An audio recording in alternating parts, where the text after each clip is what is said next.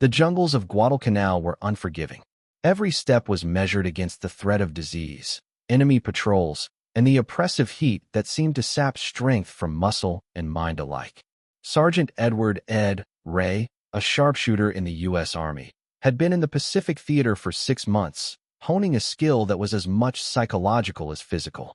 His weapon, the finely tuned M1903A4, rested quietly on a bipod, its scope a window into death. American snipers of World War II were trained in the extreme discipline of patience. Unlike conventional infantry, whose impact was measured in volleys of fire and maneuver, a sniper's success depended on observation, calculation, and timing. Ray's orders were to provide overwatch for a platoon moving through a Japanese-held valley. Any misstep could result in an ambush, and the cost of failure was measured in human lives. Training emphasized more than marksmanship. Snipers had to learn fieldcraft, how to move silently, blend into the environment, and anticipate enemy behavior. Instructors drilled recruits in camouflage techniques, ghillie suits made from local vegetation, painted faces, and even disguised rifle barrels. The jungle was a living opponent. Birds, insects, and shifting sunlight could betray a hidden soldier. Ray learned to treat the forest itself as an ally, listening to its sounds and watching its shadows. Every engagement was a test of calculation. At 600 yards, Ray spotted a Japanese officer inspecting a cache of supplies. He adjusted his scope for windage and elevation, accounting for humidity and temperature that could alter the bullet's trajectory. Then he waited, heart steady, for the officer to enter the kill zone. The shot was silent, the outcome immediate. The officer fell without warning, a small but decisive strike in the larger campaign. Beyond individual skill, snipers were force multipliers. A single marksman could immobilize an enemy unit, cause hesitation, and disrupt morale. U.S. commanders began to integrate snipers into combined arms strategies. Reconnaissance teams provided intelligence, infantry movements created distractions, and snipers struck at critical targets. The psychological effect of an unseen, lethal presence was profound. Japanese troops learned quickly that the jungle could not only hide the Americans, they could kill from it. Mental endurance was as critical as shooting ability. Snipers spent hours, sometimes days, lying motionless, muscles aching, senses alert, waiting for the perfect opportunity. Ray kept a mental log, visualizing each engagement before it occurred. Anticipating enemy patrols, memorizing patterns, and calculating firing solutions became second nature. Mistakes were costly, patience mandatory. The early successes of American snipers demonstrated the strategic value of precision over volume. In Guadalcanal, small teams of sharpshooters disrupted supply lines, eliminated officers, and provided intelligence through observation alone. The methodology developed here would inform sniper tactics in Europe, urban combat, and eventually post-war doctrine. By the end of the campaign, snipers like Ray had established a reputation not merely as marksmen, but as psychological weapons. Their presence forced the enemy to move cautiously, doubt every shadow, and fear unseen eyes. In the dense green of the Pacific, patience became a weapon as sharp and lethal as any rifle. The jungle whispered of their presence, and with every silent shot, the art of the sniper grew into an instrument that could shape the outcome of battle without ever revealing its wielder. In the quiet of a forward observation post, the rifle rested almost reverently on its bipod. The M1903A4 Springfield, a bolt-action marvel, had been modified for snipers with the addition of the untold 8x scope. Its steel and wood frame looked innocuous, but in the hands of a trained marksman, it became an instrument of surgical precision. Lieutenant James Parker, a sniper instructor at Fort Benning before deploying to Europe, often said, "It's not the rifle, it's the eye behind it, but the rifle obeys every command if you know how to talk to it." American snipers were trained to understand every variable affecting a bullet's flight. Range, wind, humidity, temperature, even the curvature of the earth for extreme distances were part of daily calculation exercises. In the European theater, where snipers often engaged at distances exceeding 800 yards, misjudging a single factor could mean a missed opportunity or death. Parker taught recruits to use mil-dot scopes to measure distance, to read subtle cues in enemy movement, and to factor in environmental conditions with the meticulousness of an engineer. The M1903A4 itself had an interesting lineage. Derived from the famed Springfield M1903, it retained the reliability and accuracy that had earned the original rifle renown in World War I. Weight distribution, bolt design, and rifling had been refined for sniper use, and the unertl scope offered a clarity that was unmatched at the time. This combination made American snipers extraordinarily effective in both urban and rural combat zones. In Italy, snipers were essential during the slow, grinding advance through mountain villages and dense forests. Corporal Walter Walt Simmons, a member of the 3rd Infantry Division, recounted the terror inspired by a single American sharpshooter during the Anzio campaign. "We couldn't move more than 10 meters without feeling eyes on us. You never knew when someone was watching, calculating, waiting." This kind of psychological pressure was as much a weapon as the rifle itself. Training also emphasized field improvisation. Snipers learned to modify their rifles in theater for optimal performance, adjusting cheek rests for perfect eye alignment, fine-tuning triggers, even hand-selecting ammunition for consistency. They studied ballistics charts until the numbers became instinct. Each cartridge was a tool, every shot a carefully planned intervention in the chaos of war. Parker's students learned that a sniper's value was measured not by how many bullets they fired, but by the precision and timing of those shots. Multiple engagements could be won not by volume of fire, but by removing critical targets: officers, machine gun crews, artillery observers. Each strike altered the battlefield calculus, sowing confusion and fear. By mid-1944, American snipers were integrated into combined arms operations in both Europe and the Pacific. Recon teams would identify high-value targets. Infantry units would maneuver to provoke exposure, and snipers would deliver the decisive blow. Their ability to remain unseen, move silently, and strike lethally changed the dynamics of small unit engagements. The rifle was just a piece of steel and wood, but in the hands of an American sniper, it became the voice of inevitability. It spoke quietly, deliberately, and its message was always fatal. The art of killing with the M1903A4 combined science, patience, and nerves of iron, a terrifying combination that earned respect, fear, and a place in military history that would endure long after the war. The American sniper's work was never just about marksmanship. It was psychological warfare writ small. In the foxholes of Normandy, Italian hills, or the jungles of the Pacific, the knowledge that an unseen enemy could strike at any moment was a force multiplier. Even before the first shot, fear had already begun its work. Private First Class Henry Hank McAllister, assigned to the 506th Parachute Infantry Regiment, recounted his first encounter with a sniper in the hedgerows outside Corinth. "We were crawling through that green hell, thinking we had cover, and suddenly men started disappearing. Not one, not two, but a dozen in an hour. Nobody knew where they came from." The unseen American sniper worked like a phantom, and the effect on German morale was devastating. Units became hesitant, hesitant became slow, slow became predictable, and predictability was fatal.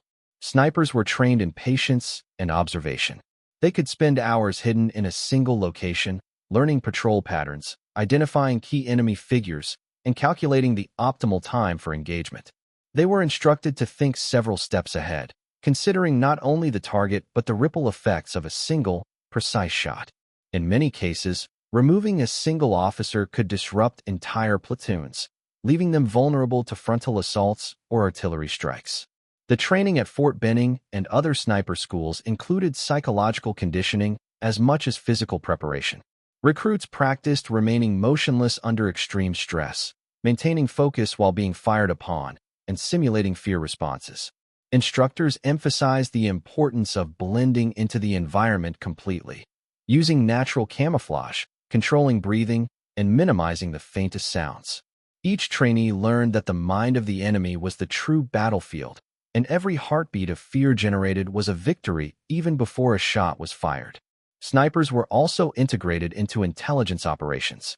They relayed enemy movements, counted troop numbers, and even identified artillery positions.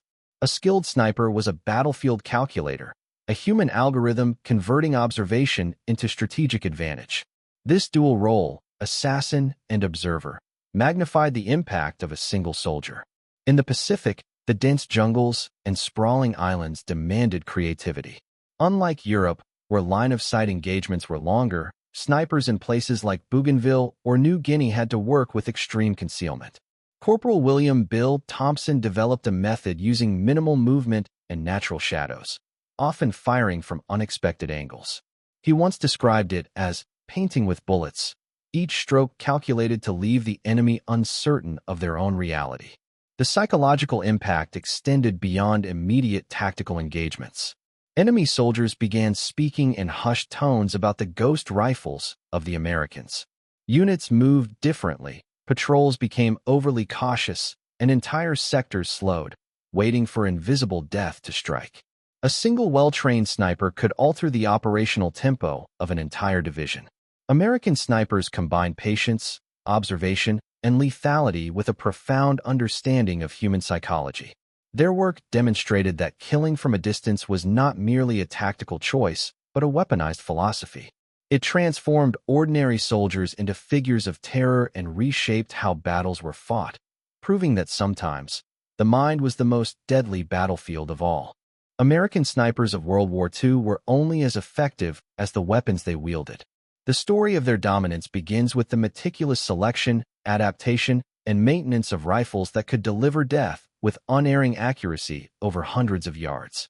The primary weapon of the American sniper was the M1903A4 Springfield, a modification of the earlier M1903 bolt-action rifle. Outfitted with a 4x untold telescopic sight, the Springfield allowed snipers to see targets at extreme ranges, often beyond 600 yards, where conventional infantry rifles were ineffective. The scope itself was a marvel of American engineering. Precision ground lenses, fully calibrated reticles, and durable construction allowed for clear sighting even under the stress of battle, weather extremes, or the tremor of adrenaline-soaked hands. Each rifle was painstakingly zeroed to ensure the first shot would be the last. For close and medium-range encounters, snipers often carried Thompson submachine guns or M1 Garands. The reasoning was simple. If discovered or ambushed, a bolt-action rifle was slow to react. The Garand offered semi-automatic firepower, while the Thompson provided suppression capability, allowing snipers to cover their own withdrawal or support small infantry squads. This combination of weapons emphasized flexibility.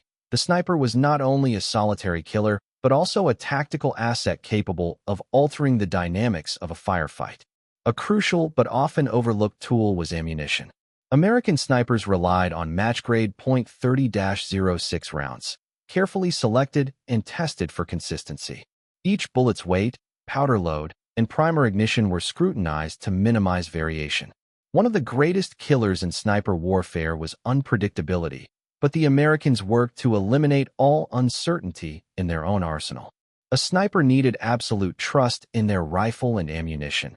Hesitation at the moment of the shot could mean life or death. Optics were paired with intelligence. Snipers learned to calculate windage, bullet drop, and range, often using improvised tools like maps, compasses, and field observations.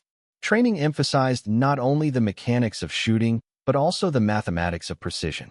Every environmental factor, temperature, humidity, altitude, could alter trajectory, and elite snipers were taught to anticipate and compensate for these variables instinctively.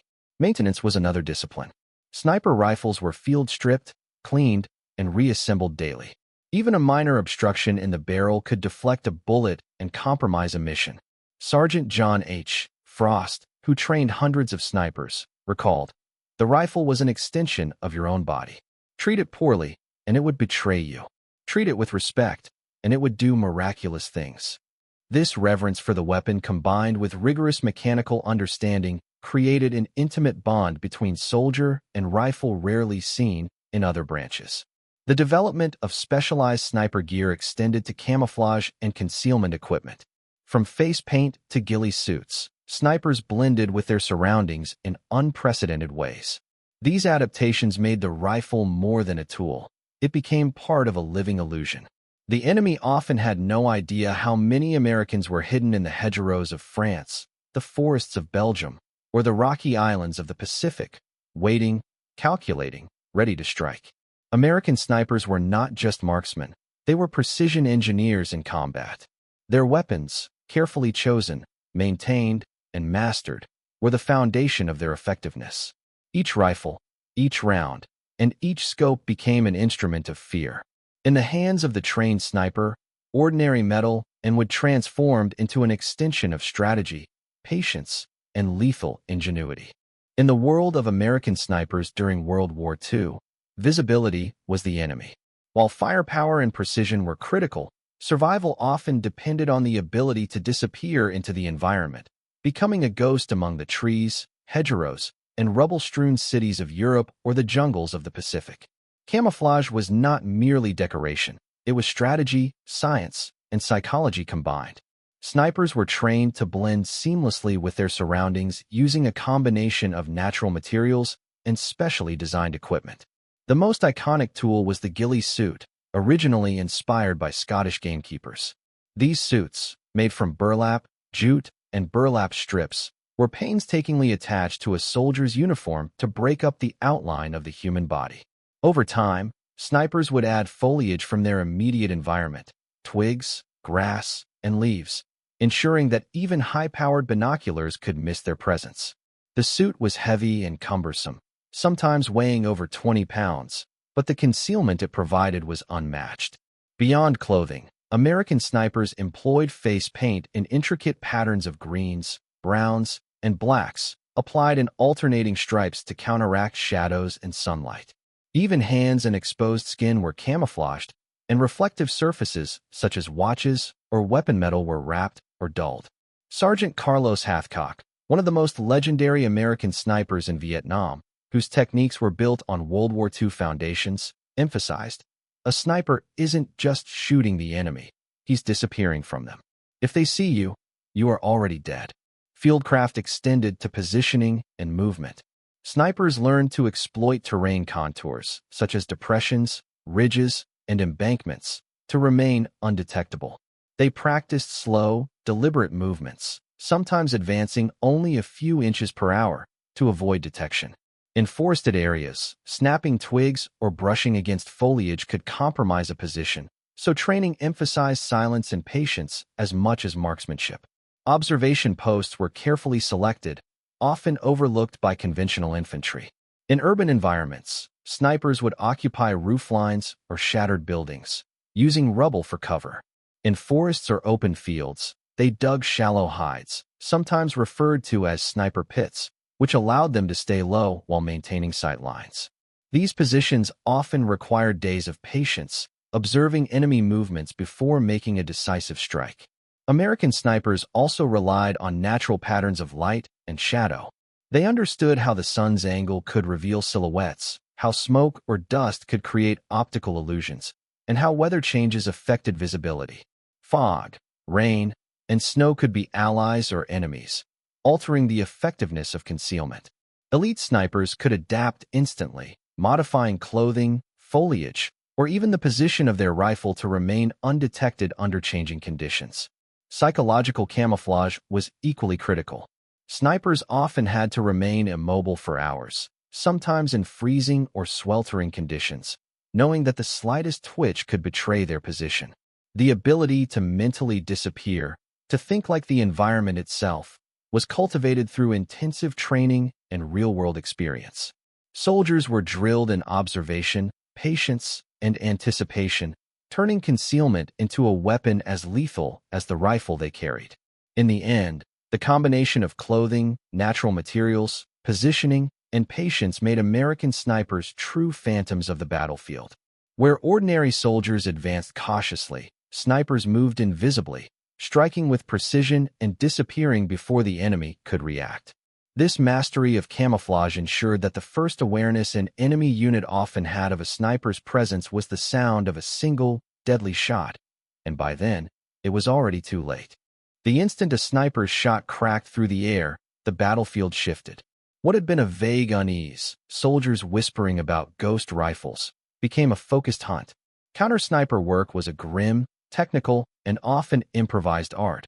Entire squads learned to react not only to where a bullet struck, but to where it had come from. Survival depended on movement, deception, and an understanding that the best way to beat a sniper was to deny him certainty. In the hedgerows of Normandy, the problem was acute. A single well-placed sniper could halt an entire company's advance. Platoon leaders trained men to disperse, alter routes, and use suppressive fire to pin down suspected sectors. Observation posts were doubled. 2 men with binoculars would triangulate muzzle flashes or the subtle geometry of a collapsed body to narrow a firing arc. If the shot came from a rooftop or a tree line, engineers and flame sections were often called in to clear positions. Expediency sometimes trumped delicacy. European counter-sniping emphasized detection and doctrine. Patrols advanced with scouts and spotters, watching for the glint of an optic or the unnatural stillness of a window where curtains did not move. When a sniper was suspected, units would lay classical traps, feigned movement, dummy gunners in exposed positions, or deliberately noisy maneuvers designed to provoke a reaction. Once the sniper revealed himself with a follow-up shot, the hidden teams, riflemen, machine gunners, sometimes tanks or demolition teams, would concentrate fire. Speed was vital. The longer the hunter remained untouched, the more likely he was to relocate. In Italy's mountain villages and in the ruined streets of urban campaigns, counter-sniper work borrowed from police snipers. Methodical clearing, stalks conducted under cover of smoke, and the use of suppression to force snipers to change positions.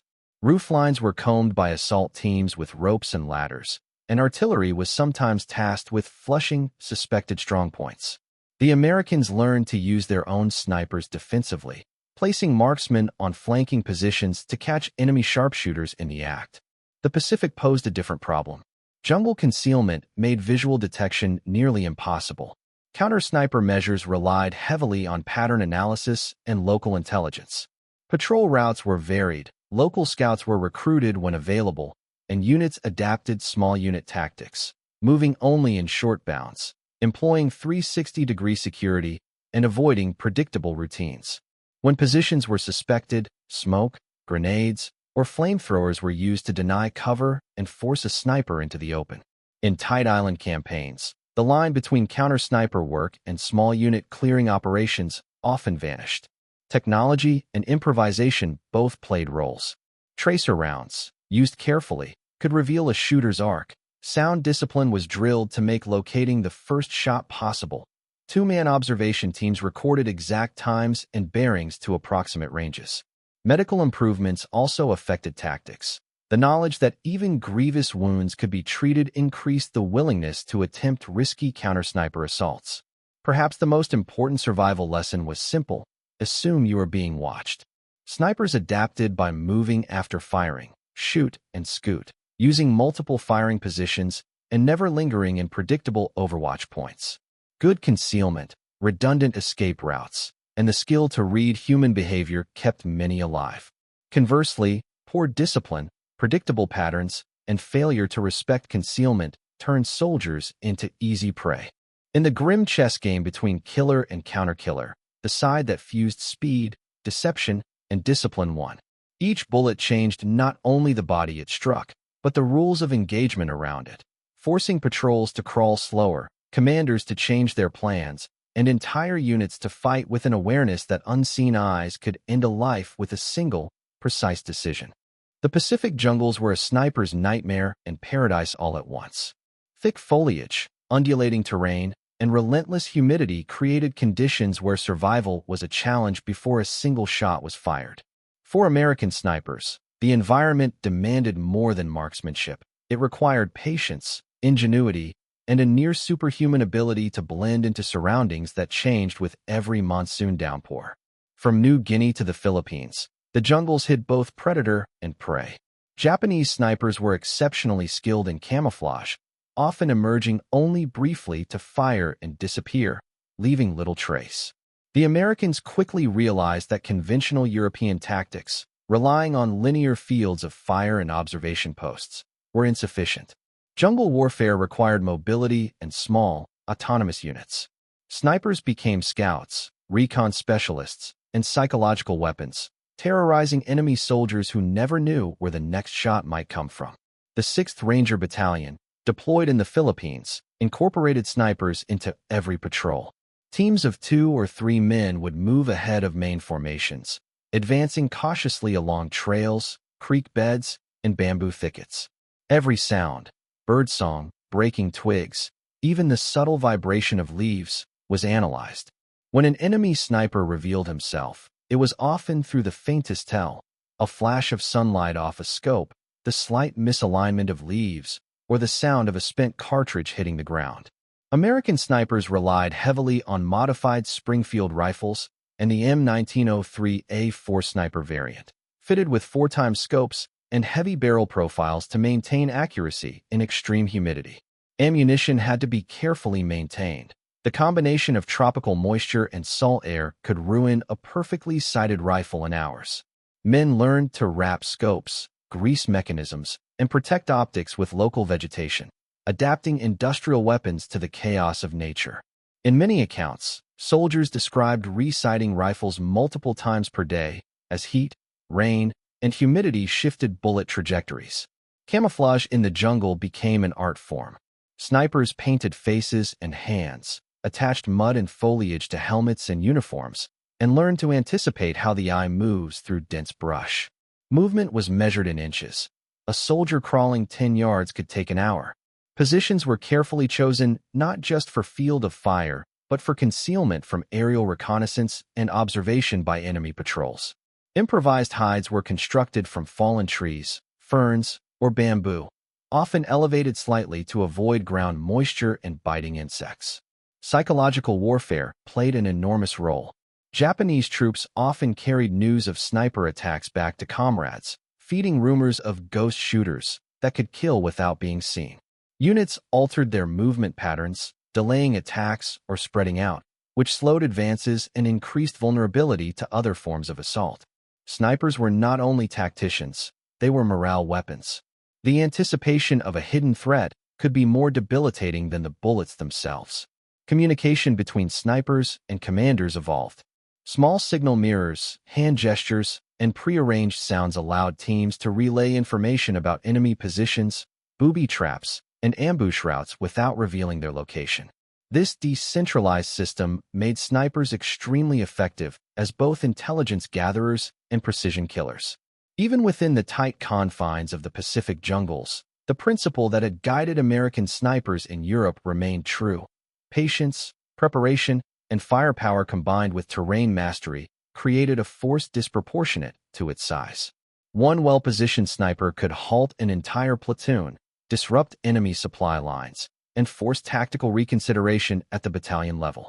These ghost warriors left a trail of terror that would shape both American and Japanese strategies for the duration of the war. Before any American sniper ever crawled through mud, snow, or jungle brush, he first faced a crucible of instruction designed to forge patience into lethality. The roots of sniper training in the United States stretched back to World War I, but it was in World War II that a formalized, intensive curriculum emerged. From Fort Benning in Georgia to the Pacific Theater, these programs combined marksmanship, observation, and fieldcraft into a coherent, deadly skill set. Training began with the rifle itself. The M1903A4 and the later M1C Garand sniper variant were central to instruction, and every aspect of maintenance, ballistics, and accuracy was drilled relentlessly. Trainees learned how temperature, humidity, and even barometric pressure could alter trajectories. Classroom hours were followed by hours on the range, shooting at steel silhouettes at distances from 100 to 1,000 yards. Instructors emphasized the science of the shot, wind calculations, the angle of elevation, and the subtle effects of bullet spin. By the time a trainee graduated, he could estimate wind drift and range with a precision that often made him invisible to anyone but the target. Yet the rifle was only half the battle. Fieldcraft became the signature of the American sniper. Students learned to move silently across all terrains, forest, snow, desert, and jungle, without disturbing the environment. A twig snapping or a footprint in soft mud could reveal their presence. Camouflage was a science. Face paint, vegetation, and clothing had to merge with the natural surroundings. Each trainee had to master stillness, often holding a position for hours, sometimes days, without movement, feeding, or exposure. Observation and reconnaissance were another cornerstone. Snipers were trained to detect the slightest deviation in the environment, a disturbed branch, a barely visible footprint, or an enemy glint of metal. These skills transformed them into intelligence assets. They could map enemy positions, direct artillery fire, and intercept communications without ever engaging in direct combat. Historical records show that snipers operating in the Italian campaign or the dense European forests provided invaluable information that altered battalion-level decisions. Psychological conditioning was as important as physical training. Recruits underwent exercises designed to cultivate patience, discipline, and the ability to operate alone for extended periods. They learned to manage fear, hunger, and exhaustion, understanding that the longest wait could precede the perfect shot. This mental resilience became critical in campaigns like Guadalcanal, where snipers faced relentless harassment and tropical diseases. Team coordination was sometimes taught, though American doctrine often favored solitary operation or two-man teams consisting of a shooter and a spotter. Spotters learned to estimate range, track enemy movement, and calculate environmental factors, feeding this data back to the shooter with silent gestures or radio signals. The synergy between shooter and spotter created a force multiplier. One team could neutralize multiple enemies without revealing their location. Training also incorporated battlefield improvisation. Trainees were taught to repurpose materials, construct hides, camouflage rifles, and even simulate movement to distract enemies. Many accounts from Normandy and the Pacific mention snipers who improvised periscopes, false trails, or dummy positions, turning deception into a weapon. By the time a sniper graduated, he had transformed from a rifleman into a ghost, an observer, and a precision killer. Historical data shows that these graduates disproportionately influenced combat outcomes, destroying high-value targets, delaying attacks, and instilling fear far beyond their numbers. The combination of science, discipline, and psychological mastery ensured that American snipers were not merely soldiers. They were instruments of strategic terror on every front. By the end of World War II, a small cadre of American snipers had cemented themselves as legends, their names whispered with both awe and fear among soldiers and enemies alike. These men were not merely marksmen. They were embodiments of the principles instilled in the brutal sniper schools, a blend of precision, patience, and psychological warfare. One of the most celebrated was Marine Gunnery Sergeant Carlos Hathcock. Although his fame is often associated with later conflicts, his training ethos in the Pacific campaigns reflected the same principles that would define American snipers for generations. In the dense jungles of the Pacific Islands, Hathcock and others operated in environments that challenged every skill acquired in training. Camouflage became an art. They fashioned hides out of palm leaves, mud, and bamboo, blending seamlessly into the undergrowth. His longest confirmed kill in World War II reached an almost unbelievable distance, a testament to the rigorous training in ballistics, observation, and the mental fortitude required to remain still for hours. Marine Sergeant Clarence Smoyer, known as one of the top U.S. Army snipers in Europe, demonstrated the terrifying efficiency of these soldiers during the Battle of Aachen and later in the dense forests of Germany. With the M1903A4 rifle in hand, Smoyer's patience often turned hours of waiting into a single, devastating shot. Historical accounts describe him targeting officers and artillery crews, crippling command structures, and sowing chaos in enemy lines, proving that a single sniper could shift the momentum of a localized engagement. The psychological effect of these snipers cannot be overstated. In many European towns, German soldiers would refuse to move in open areas, relying on covered pathways and trenches, aware that a single misstep could bring instant death. Letters and diaries from German troops frequently mention the invisible menace of the American sniper. Soldiers could feel the unseen gaze of death lurking, changing their behavior, slowing their movements, and reducing their effectiveness. This fear multiplied the sniper's impact far beyond mere numbers. Training and battlefield experience created synergy. Shooters and spotters, perfected through rigorous programs at Fort Benning and specialized field courses, could calculate environmental conditions with uncanny accuracy. Every gust of wind, shaft of light, or distant noise was information, processed in split seconds to decide the exact moment of engagement.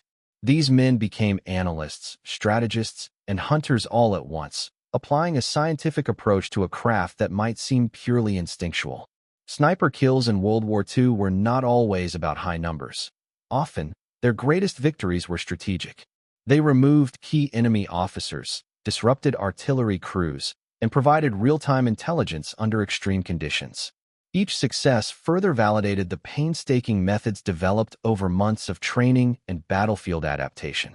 By war's end, American snipers had transformed the battlefield. They had turned patience into power, camouflage into safety, and observation into lethal intelligence. Their legacy endured beyond the war, influencing sniper doctrine worldwide. Training programs expanded, tactics were refined, and the concept of a precision soldier, one capable of tipping the balance quietly yet decisively, was enshrined in military philosophy. The stories of these men, their discipline, ingenuity, and unmatched skill, remain a testament to the intersection of human endurance and technological mastery. In forests, mountains, and cities, these snipers became the invisible hand of justice, shaping battles with every calculated heartbeat and precise shot. In the grand narrative of World War II, they were ghosts, legends, and instruments of fear, and their impact resonates in the annals of military history to this day.